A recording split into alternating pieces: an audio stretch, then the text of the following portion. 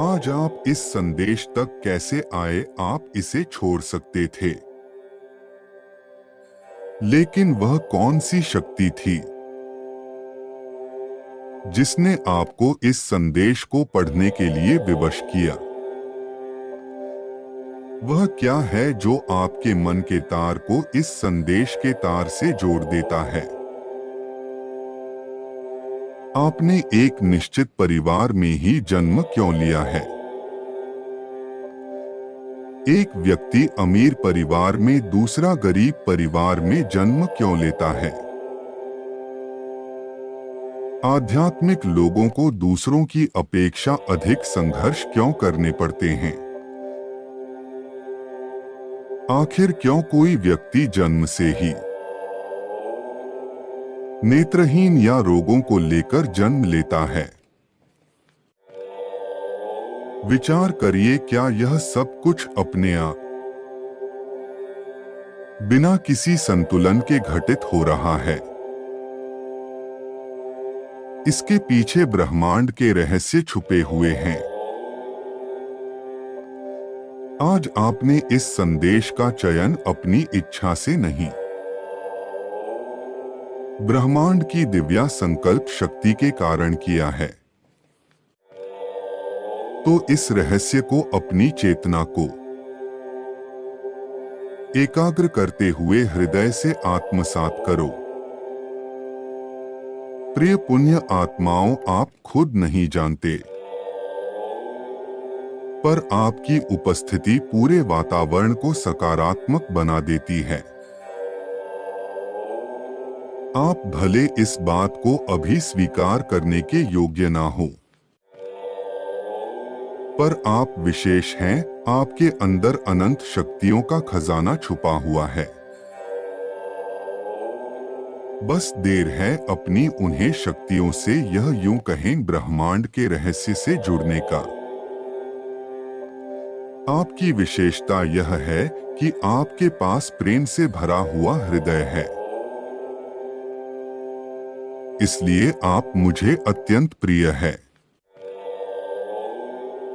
आओ ब्रह्मांड के दिव्या न्याय व्यवस्था की ओर चले। समस्त ब्रह्मांड में कोई भी घटना का कारण नहीं होती। जिस प्रकार हर देश का, हर राज्य का अपना कानून और न्याय व्यवस्था होती है, उसी प्रकार इस ब्रह्मांड का अपना कानून और न्याय व्यवस्था संपूर्ण जीवात्माओं के लिए है, जिसमें कभी भी कोई गलती नहीं हो सकती, क्योंकि उसका संचालन परमात्मा के आदेशानुसार किया जाता है। किसी नवजात शिशु की आंखों की ज्योति कम कैसे हो सकती है? आपको लग सकता है यह ईश्वर का अन्याय है, उसे दया न आई, किंतु आप उस आत्मा के नवीन शरीर को देख रहे हैं, उसके पूर्व जन्मों को नहीं। उसने बस शरीर पतला है, वह तो बहुत प्राचीन आत्मा है, जिसने पूर्व जन्म में ज्ञान का अपमान,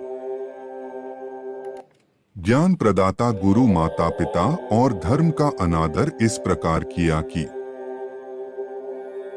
उसे नवीन शरीर देते हुए ब्रह्मांड की न्याय व्यवस्था ने उसके नेत्रों की ज्योति कम कर दी,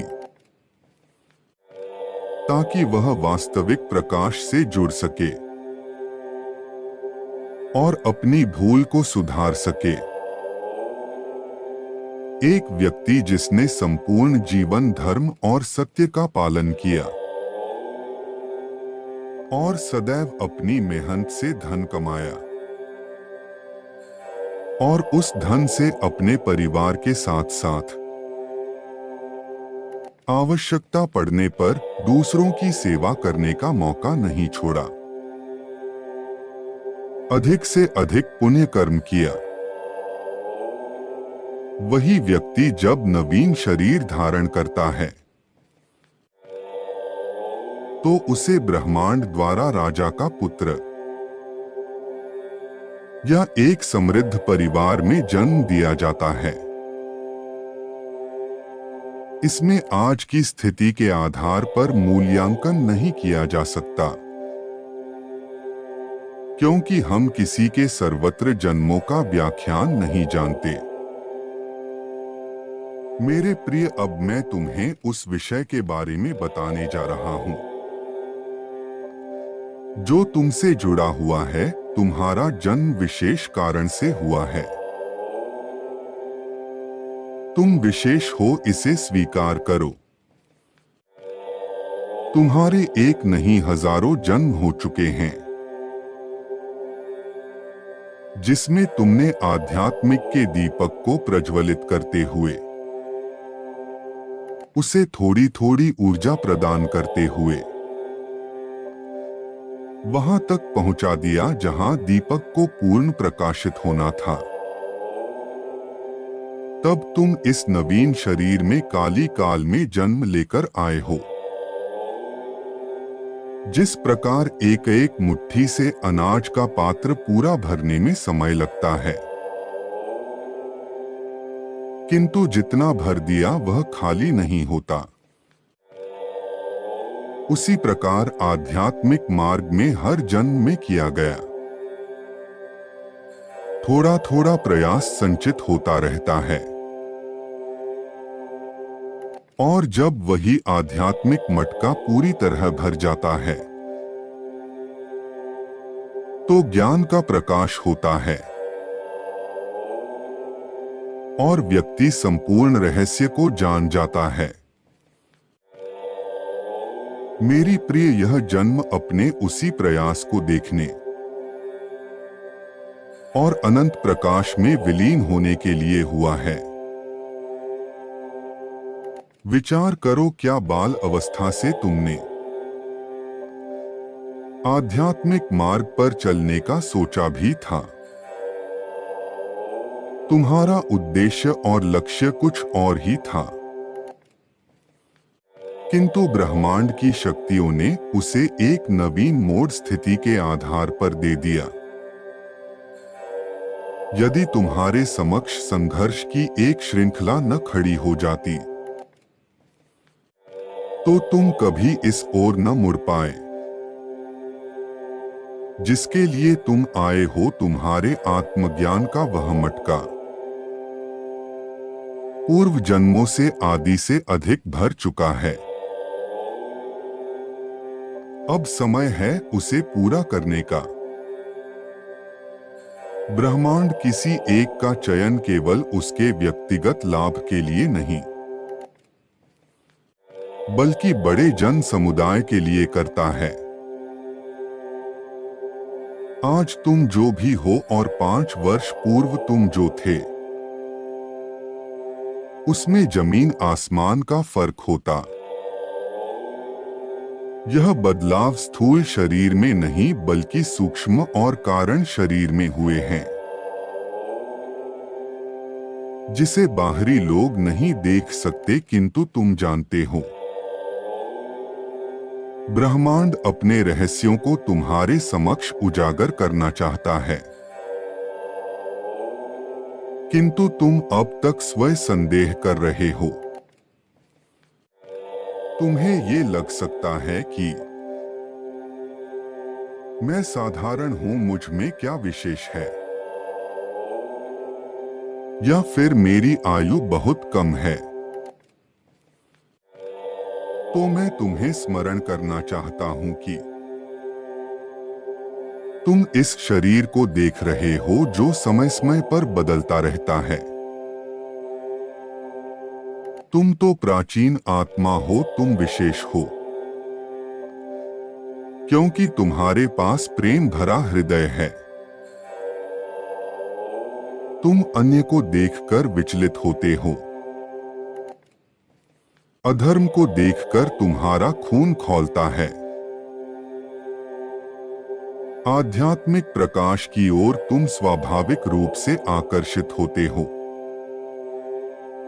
तुम्हारा जन्म किसी भी समुदाय में हुआ हो, किंतु तुम मानवता को श्रेष्ठ समझते हो। तुम अपने मन में धर्म स्थापना होते हुए देखना चाहते हो। तुम्हारी आंतरिक आवाज धर्म और धर्म का मूल्यांकन स्पष्ट कर लेती है। तुम हर प्रकार से सामाजिक सेवा से जुड़ना चाहते हो और तुम्हारे मन में कई अनसुलझे प्रश्न हैं, जिनका उत्तर तुम ढूंढ रहे हो। यह सब विशेषताएं ही तुम्हें विशेष बनती हैं और अपने आत्म उद्देश्य की ओर बढ़ने की प्रेरणा करती है। मेरे प्रिय, जो उस अनंत रहस्य को समझ जाता है, उसके लिए संसार की सफलताएं बहुत छोटी हो जाती हैं, क्योंकि वह सब कुछ सहज रूप से प्राप्त हो जाता है। जो व्यक्ति भौतिक सफलता के पीछे अपना पूरा जीवन लगा देते हैं,